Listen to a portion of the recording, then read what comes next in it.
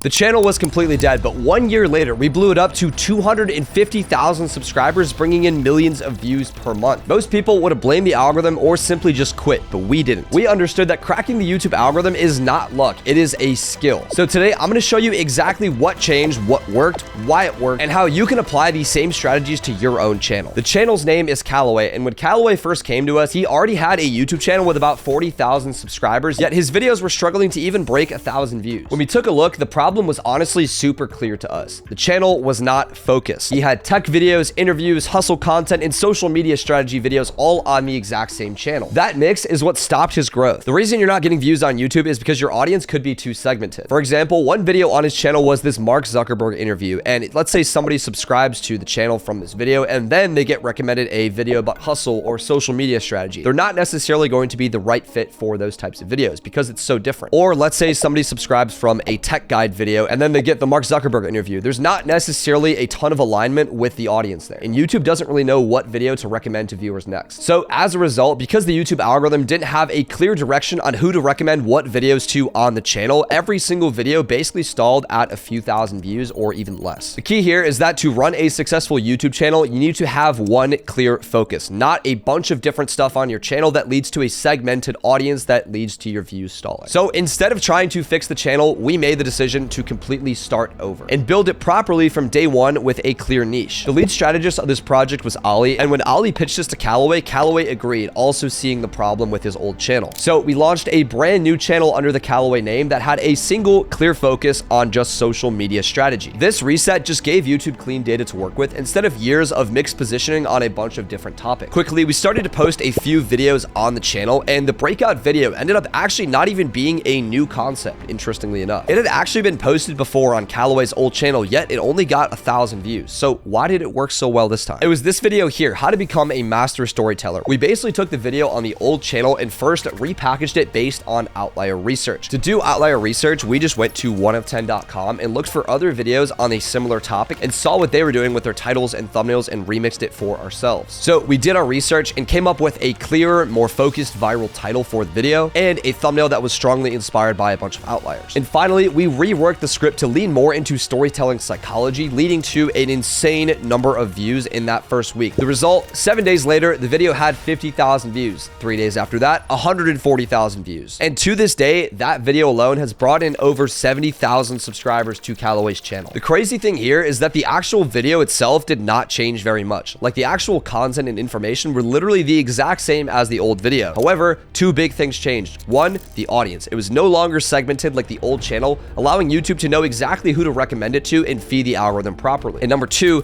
the packaging change. The reality is, if nobody clicks, nobody watches. So even if the content and information of the video was good in the old video, the packaging was not. So by creating an outlier back title and thumbnail using 1of10, we were able to get way more people to click, leading to momentum and the video blowing up inevitably. So because the positioning of the video related to the audience that we're making the video for and the packaging are so important, next time you're about to scrap an idea, experiment with these two things aggressively so that you don't miss out on a gold mine like we found. Another really important thing we did to ensure that the channel blew up quickly was protecting the early YouTube signal. See, when we launched the new channel, we didn't announce it on any other social platforms. We didn't tell anybody. We simply just kept it quiet and let the algorithm do its thing. Our first few videos were big experiments. We tested things like LinkedIn related content, TikTok related content, and even raw formats. And the videos really didn't do that well, averaging around like 1,000 views each. However, even though these videos didn't perform that well, they allowed us to learn from them. See, if we had a bunch of outside traffic, maybe people coming from like Instagram and TikTok and our email list, whatever, we would have confused the YouTube algorithm and basically would have ended up in the exact same position we started with a very fragmented, confused, and mixed group of audiences. So even though results weren't instant, we understood that with consistent uploads, patience, and refinement, we would be able to blow up very quickly nonetheless. The lesson here is that the first 10 to 20 uploads on a new channel should not be blasted out to your friends, family, followers, nothing. All you need to do is focus on clear positioning, let the algorithm do its thing, and be patient. Now, although this breakout video did bring in over 70,000 subscribers, the real growth actually happened after the breakout. Because the video on storytelling works so well for our audience, we decided to make more videos about storytelling, using the format on topics like hooks and script writing, as well as reusing the winning thumbnail format from the first video, and continuing to test similar ideas while still staying aligned with our audience. This meant we didn't have to come up with banger, new, original ideas every single time we wanted to get views. Instead, we we simply just doubled down on what was already working for our channel. See, the reality is the best predictor of future success is actually past success. So as much as you can, you need to make sure that you double down on anything that is working on your YouTube channel, whether that's ideas,